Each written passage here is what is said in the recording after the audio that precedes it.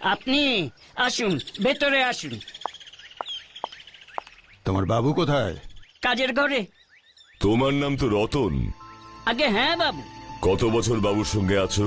তা প্রায় 5 বছর হয়ে গেল। তোমার বাবুর কাছে আমাদের নিয়ে চলো তো। দাঁড়ান মিস্টার বাসু, আমি রতনকে কয়েকটা প্রশ্ন করতে চাই আগে। ও শিওর। আচ্ছা রতন, তোমার বাবুকে রোজ বিকেলে তুমিই চা দাও তো? আর কে দেবে বাবু? এ বাড়িতে তো আমি আর বাবু ছাড়া আর কেউ থাকে না। মালতীর মা এসে সকাল 10টার মধ্যেই দুবেলা রান্না করে চলে যায়।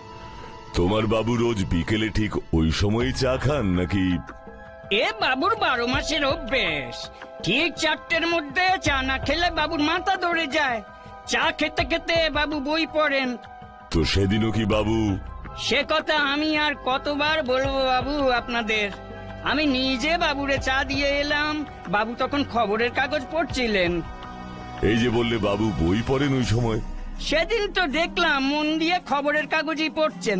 কোনো কথা হয়েছিল তোমাদের মধ্যে? কি আর কথা হবে, চাটা সামনের টেবিলে রেখে খেয়ে নিতে বললাম। বাবু তোমাকে কিছু বলেছিলেন? না মনে হয়, খুব মন দিয়ে কাগজ পড়ছিলেন। ওকে মিস্টার বাসু, আমার হয়ে গেছে। হ্যাঁ, এবার চলো রতন, তোমার বাবুর কাছে আমাদের নিয়ে চলো। আসুন বাবু, আসুন।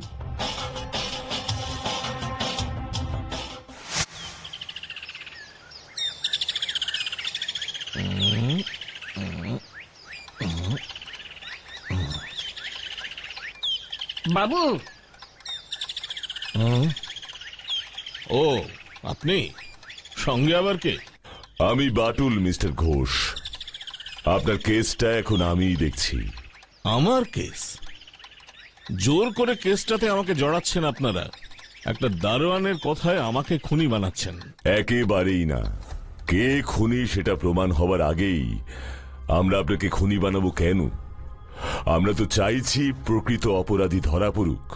আর ততদিন আমাকে ঘরবন্দি হয়ে থাকতে হবে? কি আবদার আপনাদের! ওই রবিপ্রসাদের মতো একজন খারাপ মানুষের জন্য আমার মতো একজন বিখ্যাত শিল্পীর নাম খারাপ করছেন আপনারা। জানেন, নেক্সট মান্থে ইতালি গভর্নমেন্ট ওদের ওখানে আমার মোমের মূর্তিগুলো নিয়ে একটা এক্সিবিশন করছে। আর এর মধ্যে আপনারা আমাকে এভাবে হ্যারাস করছেন। এতে আমাদের দেশের বদনাম হচ্ছে, সেটা কি মনে হয় না আপনাদের? এর জন্য আমরা সত্যি দুঃখিত বারিন বাবু। আমরা জানি আপনার মতো মোমের মূর্তি পৃথিবীর আর খুব কম শিল্পী বানাতে পারেন, কিন্তু কি করব বলুন?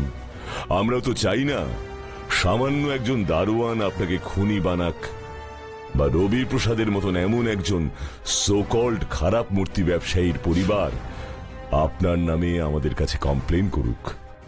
ছি ছি ছি ছি, আমি ভাবতেও পারছি না রবিপ্রসাদ নিজে মরে আমাকে এভাবে ফাঁসিয়ে দিয়ে যাবে। কিন্তু এটা তো ফ্যাক্ট যে খুনের সময় দারোয়ানটির কথা মতো আপনি রবি প্রসাদের সামনে ছিলেন। আরে বাবা, এটাও তো ফ্যাক্ট যে খুনের সময় আমি আমার ঘরে বসে চা খাচ্ছিলাম। Really a strong alibi. By the way,